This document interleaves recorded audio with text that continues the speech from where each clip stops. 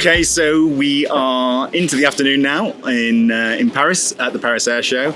It's still hot. We're outside on the chalet at the Occitanie region of France, which is near Toulouse. Yeah. So it's a shared chalet with a number of companies, but we're here to talk to Tarmac Aerosave. Yes. So welcome Lisa Pomes, who is the vice president of sales for Tarmac Aerosave. Welcome. Thanks for inviting us onto the chalet. Thanks so much. We are in the period of the day where there are air shows going on, so there may be a bit of noise, but that's what we're here for. So it's okay. who cares? It's okay. Yeah. We can bear it. We can work with that. Okay. So Tarmac, and actually we discussed this before we started. Where we're from in the UK, Tarmac. There is a company called Tarmac. It does something it's not you, and it does something very different to what you guys do. Yeah. So fill us in as to what Tarmac Aerosave does and a bit of a story of how you came about. Yeah, sure, no problem. So Tarmac Aerosave, at the beginning, it was created 15 years ago. It was at the beginning, it was called Pamela. It was a spin-off project of Airbus. Yeah. So Airbus was the creator of Tarmac Aerosave 15 years ago. They started to create the Pamela project to find a way to recycle aircraft. Okay, and that was Pamela, as in the lady's name? Yeah, it was a Pamela. Okay. Yeah, okay. a Pamela project. It was really a research and development project to find a way to eco-friendly recycle aircraft. You know, as they were responsible as a product, manufacturer to find a way to recycle aircraft. So we started like that in Tarbes, which is a small city, 1 hour 30 minutes from Toulouse. Okay. It started like that, and then we got bigger and bigger, and then we went into storage of aircraft. So we stored aircraft because before recycling aircraft, you need to welcome them and store them. A natural progression. Exactly. Yep. And then maintenance, because when you are storing an aircraft, you do some maintenance as well. You have periodic checks to do. So as of today, now 15 years after, we are doing 3 main activities: recycling, storage, and maintenance. Excuse me.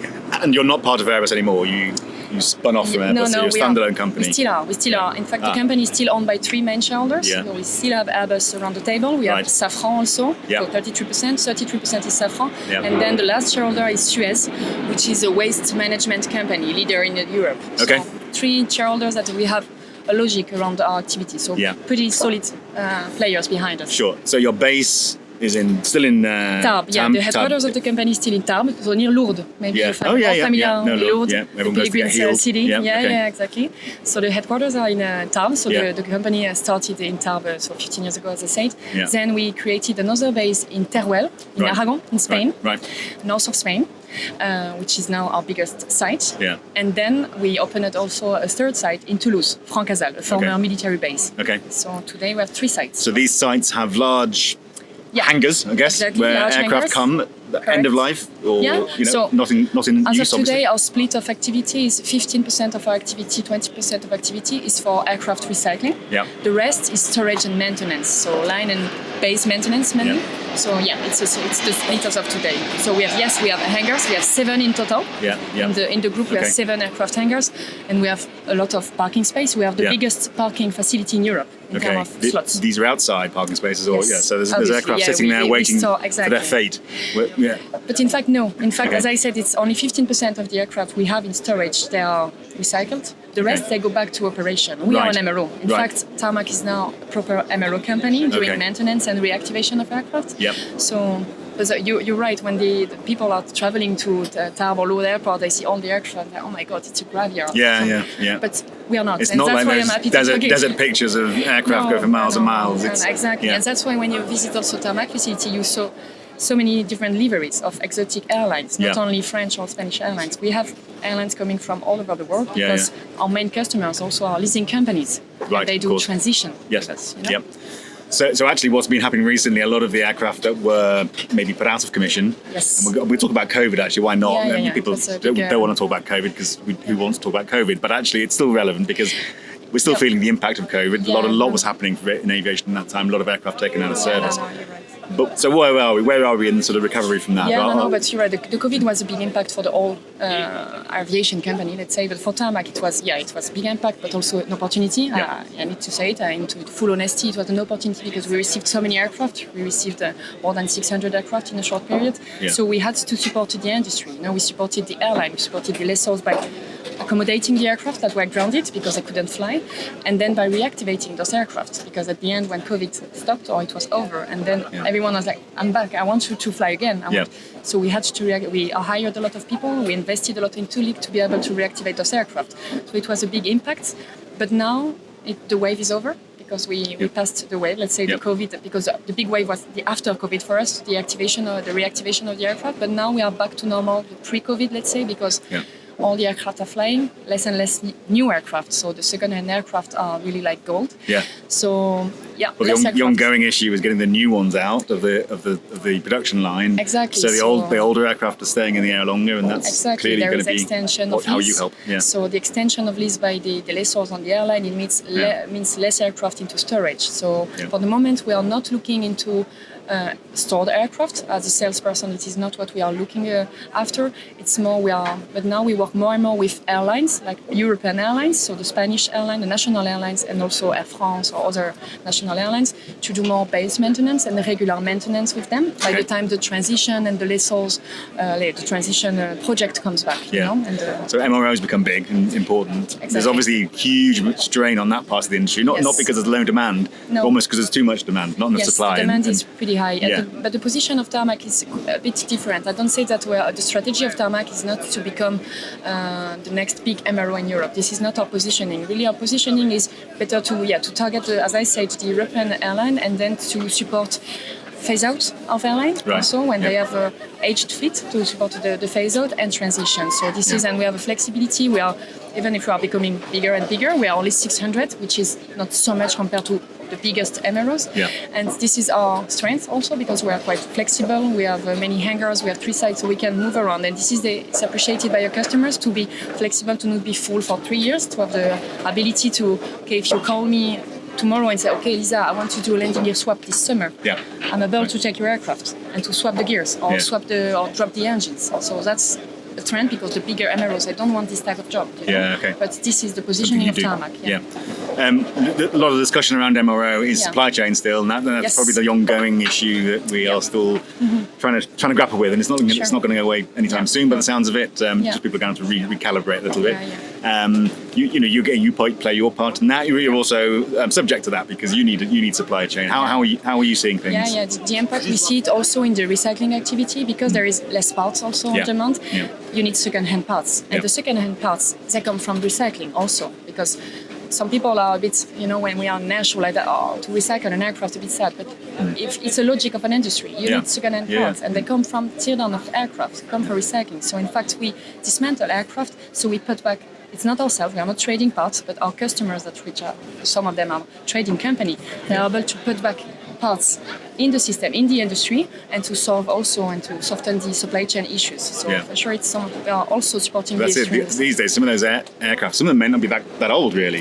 I see some other teardown companies tearing down aircraft that you really very young in terms of their overall life cycle, but as it currently stands, they're better off, more valuable in their parts than they are flying as an entity. Which is an interesting. It's a commercial fact of leasing or commercializing an aircraft. This year, in fact, we will recycle the first Neos, 320 Neos. They were ex-Go First, in India. So they are 6 years old. Right. Wow. Only 6. But there is such a need for the engines. Well, particularly engine parts. I mean, if you get an aircraft with engines on it, the engine and the gold. part of such an aircraft. So it's like that. We're supporting the industry. It's a really quick changing company, Aviation. So we are just surfing the wave, let's say. The other issue with recycling, obviously, has been the composite material issue. Is that something you get involved in? I mean, So we have a strong team involved in Airbus, also with Stress and Safran for the research and development in how to improve our rate of recycling, because our claim is to recycle 92% of the weight of each aircraft to recycle. How we did that? It was thanks to our different investment and knowledge, expertise on that since we started. So now we are the most advanced company in that. So when we say recycle an aircraft, the first step is to dismantle all the parts that the company wants to retrieve, the customer, to sell back into the... But the rest is our job. It's our job as a recycling company to work with many recycling channels, to work with suppliers, to send to different suppliers to upcycle and and there's some quite interesting things you can take. They can be used in all sorts of different sectors, can't they? So for the moment we are not at the... It's too early to say that we take some materials from the aircraft and it goes back to aviation. We are launching some project and it will be announced products also during the air show. But for the moment, we use different the suppliers to optimize the plastic, the textile, the plastic, the fibers, all of that. So we have it's a network of different suppliers through Europe and to optimize the way.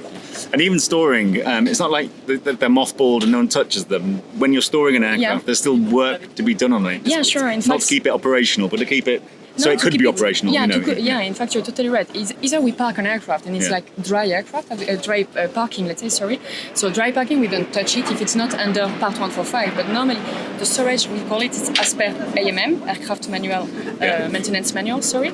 So we just follow the instruction of the constructor. It's just, okay, every 5 days you need to do that, every day, every week, every month. So it's really a protocol that we apply. And so it's Camo company, I don't know if you're familiar, they are really neutral firm, let's say, that issue work orders, and we are just doing the periodics as we requested. And so to keep it operational, so we are able to reactivate the aircraft in a short period. To maintain the airworthiness. And what trends are you seeing at the minute in this area? Is the industry efficient enough in this kind of area? Are we reusing and recycling? We are efficient. Well, you might, but as an industry in general, do you think? I mean, you may be leading it, but no. Do you think we can do more as an industry because the focus is on aviation to be sustainable? And for the recycling. There's only so much you can do on the operational side, but it's things like this that if you don't get this right, you get a lot of criticism. No. I think in a few years we'll talk more and more. I think the aircraft are becoming older and older, and we need to face it. And in a few years, and we knew that, and that's why also Tarmac was created, because we knew some aircraft will end of life at some point. So we are ready, and we have the Airbus behind. We are confident to take up, to go through this wave of, I think it's 5 or 10 years, a lot of aircraft needs. So I think the industry is moving toward this way. For sure, it's not the top subject, especially now you can see at the air show, no one is too much talking about the end of life of aircraft. No. But it's something that we need to talk about. You're right, an aircraft is not a small thing, and we are responsible. In Europe there is strong regulation. You cannot, in some other part of the world, you can abandon an aircraft. We cannot. No. And it's not our will. And you're closer to obviously to Airbus through as we talked about through your history, your shared history. Sure. And that's obviously a serious OEM.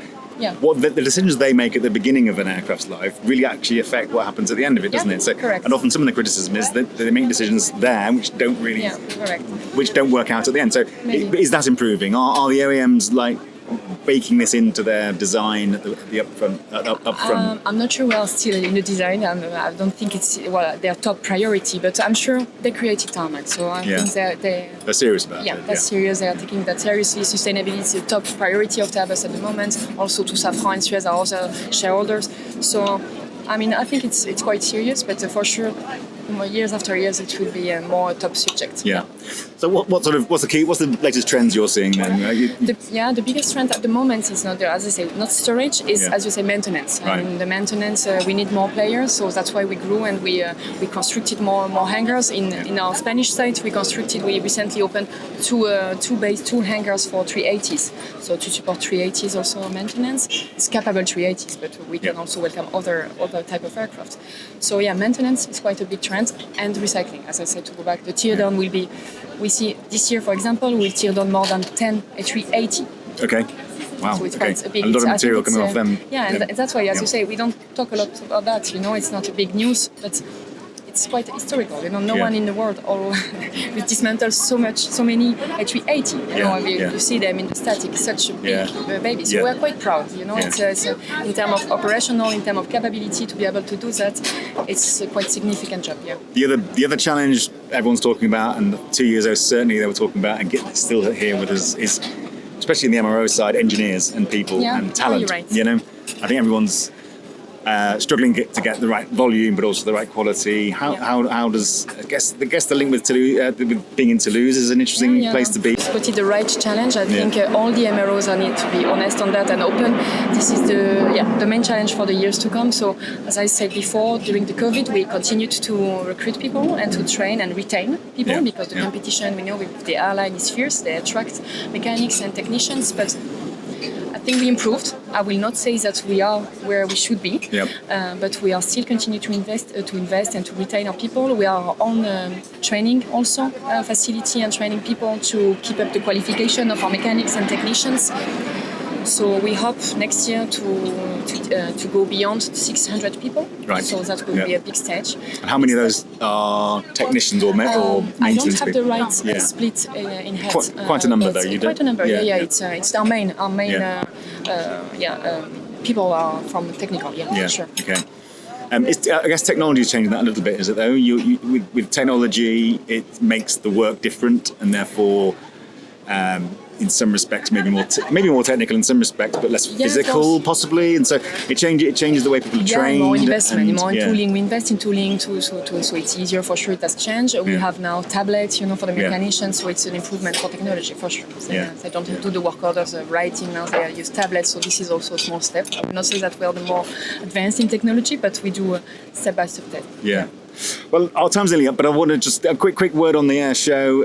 Like I said, it's nearly halfway through, I guess now, and it's been very busy. It's been very busy. It's the first time that we have a chalet, so we're quite Congratulations! Happy. It's not our own. We are sharing the chalet, but it's a different experience. Normally we are in the halls, with everyone inside. With the air conditioning not working. Yeah, exactly. So I'm really happy to be with you on the terrace, and it's the first time that I'm experimenting the show like that. So it's nice. It was a way to. And the feeling from people you're speaking to. I mean, there's always a positive atmosphere at things like this, because who doesn't? If you're in aviation, who doesn't want to be here and watch these amazing things flying above our heads? Everyone in the industry, we are suffering big challenges, big crises, COVID, wars. It's not an easy industry to work on. Yeah. But I think everyone is working well, so I think everyone, and it's a good rendezvous, and as a French company, for us, it's something that we cannot miss. We need to be there, we need to be sure, we need to show that we are here, to show to the world that France is a reference in terms of aviation, in terms of MROs, or also type of activity in terms of aircraft. So it's a big message for us to be present. So we are glad to be in the chalet, to also be I mean, France, UK, we're from big traditional hubs for aviation, but also you sense that there's up-and-coming areas as well. People talk about India a lot in the up-and-coming aviation sector. Obviously, they've had a very serious incident recently, so that's on everyone's minds a bit. But really, the trajectory is set, isn't it? Really, so you've got emerging markets like that, which will keep you lot busy for a long time to come. It has always been from the starting in Toulouse, in the time of aviation. But I think France and Europe, they play a big and strong role in aviation, and it's not going to change in a few years. We have a well positioning, we are quite stable, and so I think it's going to be a great few years coming. Look, Lisa, our time is just about up. Thanks for thank you so much your time, and thanks for inviting us onto the chalet. And just before, Tarmac, you said it's an acronym, so just tell me what the acronym is, so that makes sense. I don't get it right. So it's TARB, Advanced Recycling, Maintenance, Aircraft Company. There you go. Okay, hence Tarmac. Okay. Well done. Okay, thanks very much. Thank you so much. And thanks for joining on Aviation. Thank you. Good afternoon. Bye.